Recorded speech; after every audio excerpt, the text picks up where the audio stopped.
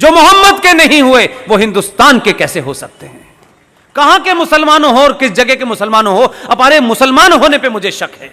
और मेरा शक इसलिए है, जो मुसलमान हैं पूरी दुनिया में, जो कुरान को मानते हैं, जो शरिया को मानते हैं, जो हदीस को मानते हैं, वो मुसलमान होने का पाखंड नहीं करते। तुम मुसलमान नहीं हो, तुम इस धरती पे मुगलों द्वारा अत्याचारों के सामने तुमने तलवार के सामने शलवार पहन ली थी। तुम कन्वर्टेड हो, इसलिए तुम मोहम्मद के बारे में नहीं जानते। यानी ये समाज इस गलत फहमी से बाहर आ जाए कि अभी तो 4 साल हैं।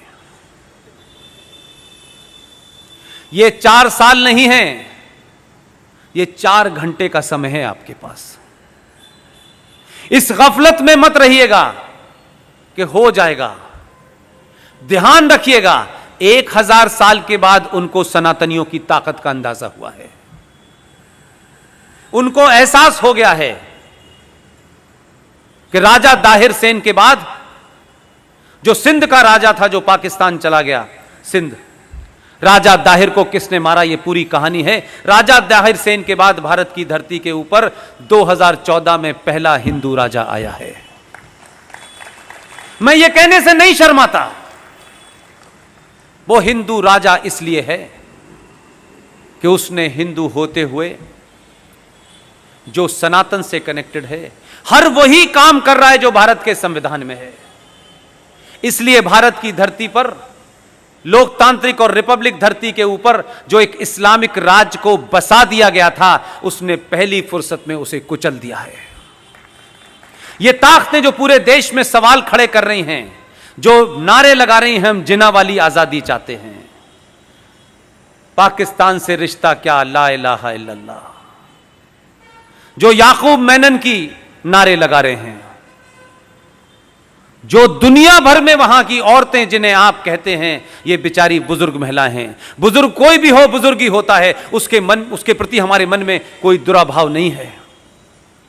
लेकिन अगर आप ये तकरीर करेंगी कि हिटलर का हाल वही होगा, जो हिटलर की चाल चलेगा वो हिटलर की मौत मारा जाएगा, इस पे भी मेरा कोई विरोध नहीं है। आप सरकार का विरोध करें, किसी व्यक्ति विशेष का विरोध करें, किसी पार्टी का विरोध करें, यह आपका अधिकार है। लेकिन 2020 का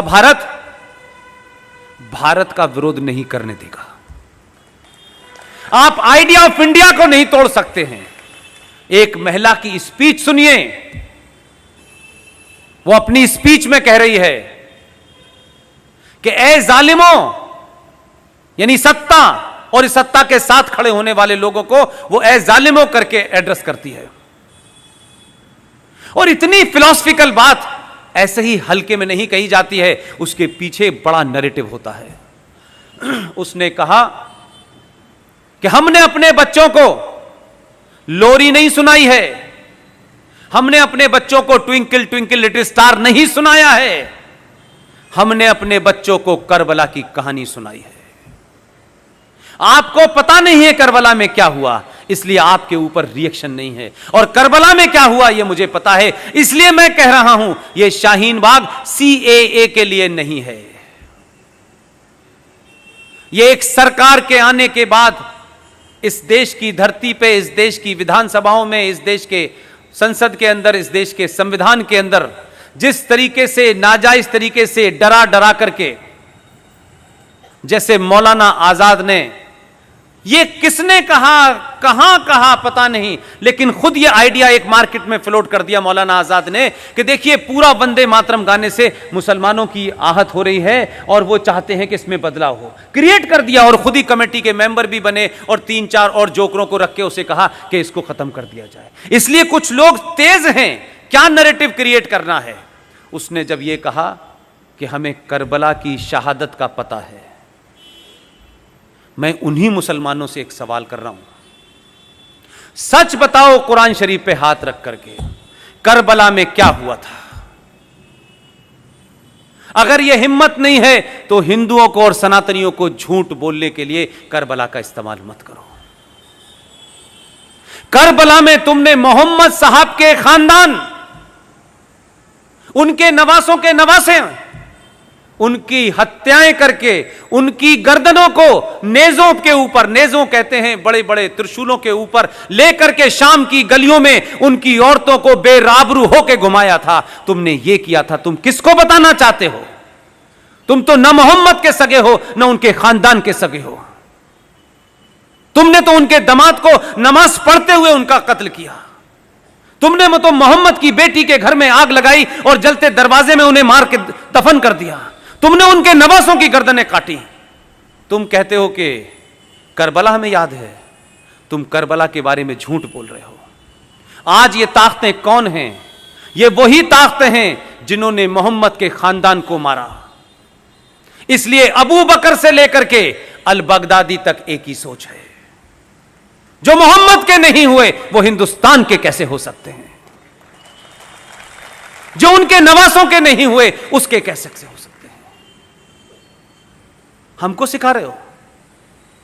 हमने तो और हमारे डीएनए में तो राजा दाहिर सेन का इतिहास नहीं पढ़ा है तुमने, और मक्कार इस देश के इतिहासकारों ने पढ़ाया नहीं है, और हमें यह जिज्ञासा नहीं है कि हमारे पूर्वज कौन थे। राजा दाहिर सेन सिंध का आखिरी राजा था, उसका इतिहास पढ़ लेते, तब भी मुसलमान अपनी मुंह नहीं खोलता आपके सामने। मोहम्मद साहब के परिवार में नवासों के नवासे जो भी रह गए थे, राजा दाहिर सेन ने अपने किले में उनको छुपा करके शरण दी। लेकिन बदकिस्मती और ट्रेजेडी देखिए कि कासिम जो चला था वहां से, पूरा नाम उसका क्या है, मोहम्मद बिन कासिम। जो मोहम्मद बिन कासिम आया, उसने खानदान के खानदान मारे, मोहम्मद साहब के खानदान को मारा। राजा दाहिर उनके खानदान को बचाते बचाते लड़ते लड़ते शहीद हो गया, लेकिन मोहम्मद के बच्चों पे उसने आंच नहीं आने दी। उस मोहम्मद बिन कासिम ने मोहम्मद के खानदान को मारा। पाकिस्तान का आज हीरो मोहम्मद बिन कासिम है। कहां के मुसलमानों हो और किस जगह के मुसलमानों हो, हमारे मुसलमान होने पे मुझे शक है। और मेरा शक इसलिए है, जो मुसलमान हैं पूरी दुनिया में, जो कुरान को मानते हैं, जो शरिया को मानते हैं, जो हदीस को मानते हैं, वो मुसलमान होने का पाखंड नहीं करते। तुम मुसलमान नहीं हो, तुम इस धरती पे मुगलों द्वारा अत्याचारों के सामने तुमने तलवार के सामने शलवार पहन ली थी। तुम कन्वर्टेड हो, इसलिए तुम मोहम्मद के बारे में नहीं जानते। लेकिन हिंदुस्तान में पॉलिटिकली मुसलमान होना एक फायदे का सौदा है।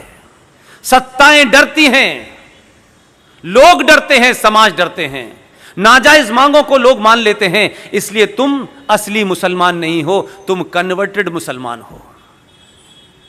इसलिए तुम सही इतिहास नहीं बताते। तुम्हारा इतिहास मोहम्मद बिन कासिम से नहीं होता। तुम वो बुज़दिल लोग हो कि तुम्हारे पूर्वजों ने लालच के मारे या तलवार के डर से अपना धर्म छोड़ के मजहब में चले गए थे। मैं ये बात आपसे इसलिए कह रहा हूं, जब वो आपको डराते हैं, आप तलवार से डर जाते हैं, आप फतवे से डर जाते हैं, तो कभी आप भी तो उनसे सवाल पूछो कि पागलों और जाहिलों, तुम किसको डरा रहे हो? हमारे बाप दादा पुरखे तब नहीं डरे तुम्हारी उस तलवार से, तो आज हम तुमसे डरेंगे? तुम तो डरे हुए लोग हो, हमें क्या डराओगे यार? ये बोलना शुरू करा है आपने, इसीलिए इस देश में बड़ी उथल पुथल है। इसलिए लोगों को मोदी नाम की जो चीज है, ये कोई शख्स नहीं है, मोदी कोई एक इंसान नहीं है। मोदी 1000 साल के बाद, 1000 साल पे सनातनियों पे 2 अत्याचार जो जुल्म हुए हैं, उस जुल्म को समाप्त करने वाली एक खुटी है जिस पे मोदी टंगा हुआ है। ये वो सोच है जिसके 7000 साल की तकलीफों को दूर करने के लिए हमें लगता है कि यह आदमी आया है, इसलिए पूरा देश उसके साथ खड़ा हुआ है और हर आदमी यह चाहता है कि इसको समाप्त करना चाहिए। इसलिए यह देश ने अपनी दिशा तय कर ली है। आपने टॉपिक बहुत अच्छा रखा है।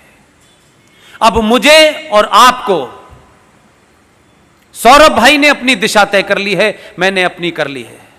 बहुत सारे लोग इस देश में, चाहे वो विवेक अग्निहोत्री जैसे फिल्मकार हों, वो भी बहुत पैसा कमा सकते थे 2 गाली देकर के भारत के सनातन को, 2 गाली देकर के देश के सरकारों को। वो भी क्या कहते हैं, उस लाइन में खड़े हो जाते जहां बहुत सारे राइटर और एक्टर हैं जो उनकी मर्जी के बगैर पैसा नहीं लेते। खड़े हो सकते थे, लेकिन विवेक अग्निहोत्री ने भी वही रास्ता चुना जो सौरभ भाई ने चुना, जो मैंने चुना। और उन्होंने रास्ता चुना इसलिए एक पिक्चर बनाई जिसका नाम है ताशकंद फाइल। वो देश की पहली ऐसी पिक्चर है जिसमें स्क्रिप्ट नहीं लिखा गया है, सारा डॉक्यूमेंटेशन है। कोई अपनी तरफ से उसमें नैरेटिव पैदा नहीं, सिर्फ डॉक्यूमेंट के आधार पर। और ये डॉक्यूमेंट भारत से और पूरी दुनिया से लाके बनाए गए। वही शख्स फिल्म बना रहा है कश्मीर फाइल। आप सब लोगों से मेरी विनती है, ऐसे लोगों को आप कैसे ताकत दे सकते हैं, यह आपको तय करना है।